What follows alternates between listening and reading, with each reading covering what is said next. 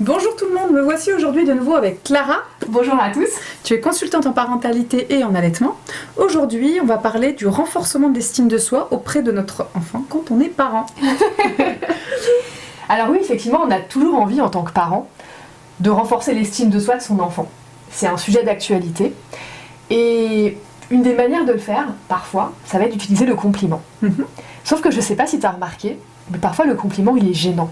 Oui. Quand on te fait un compliment qui est trop beau, trop grand, des hyperlatifs. c'est un peu collant en fait. Tu dis mais c'est pas vrai, elle est pas sincère cette personne. Et donc c'est vrai que parfois on peut faire un compliment à un enfant. C'est très beau, c'est très joli ton dessin. Et en fait il n'y croit pas. Et on le voit bien qu'il n'y croit pas. Et puis il va dire c'est joli maman, il va chercher le compliment. Ouais.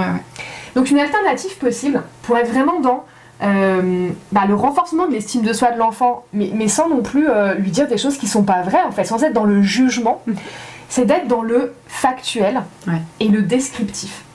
Et donc par exemple un enfant qui vient te voir et qui te dit « Est-ce que c'est joli mon dessin ?»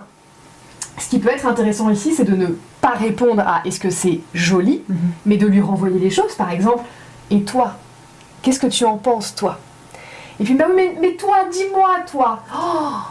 Et moi je vois du rouge, et je vois qu'il y a énormément de vert à cet endroit-là de ton dessin, et puis je vois que tu as utilisé des feutres, dis donc, c'est très marqué ici les traits, hein. Ah, ça me fait penser à un étang en fait, avec des nénuphars. Oui, maman, c'est ça. Ou alors il vous dit, bah non, c'est pas ça, c'est ça que j'ai voulu faire. Mais dans tous les cas, vous êtes entré en communication avec votre enfant. Il y a une connexion, Et lui, il se dit, il y a quelqu'un qui s'intéresse sincèrement à ce que je fais. Exactement.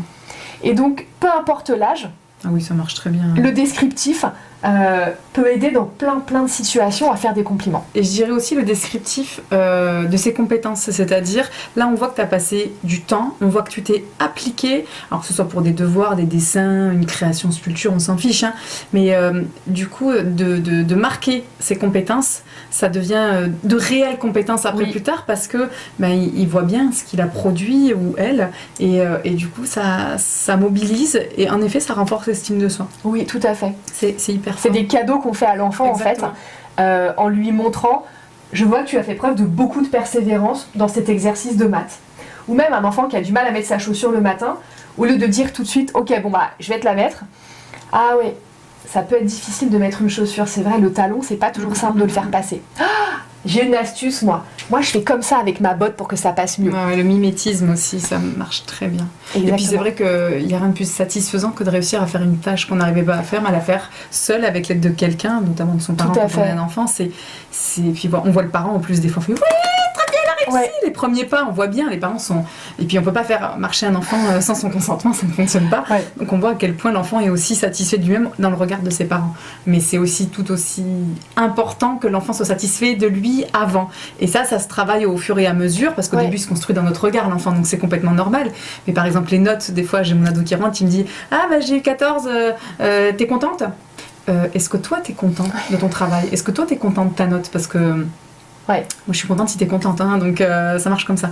Et il me dit oui, là moi j'aurais pu mieux faire. Et du coup il y a une construction, parce que d'être content pour être content, c'est mignon, mais c'est pas très construit. Donc on travaille aussi tout ça, quoi. Tu lui laisses sa responsabilité. C'est ça, exactement. C'est-à-dire que si tu lui dis tout de suite c'est bien, l'enfant en fait va pas prendre ce temps d'introspection pour se dire mais est-ce que moi je suis satisfait ?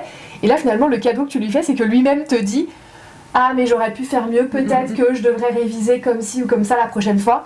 Et donc finalement l'enfant est beaucoup plus responsable. Exactement. Pareil pour les notes en dessous de la moyenne, il ramène un 6, je dis t'en penses quoi ? Je le dispute pas, t'as travaillé comment tu estimes ton travail ? Est-ce que ça te plaît ? Ah non, ah oui, voilà. Et du coup, je dis, moi c'est ta vie, hein. Je suis pas là pour...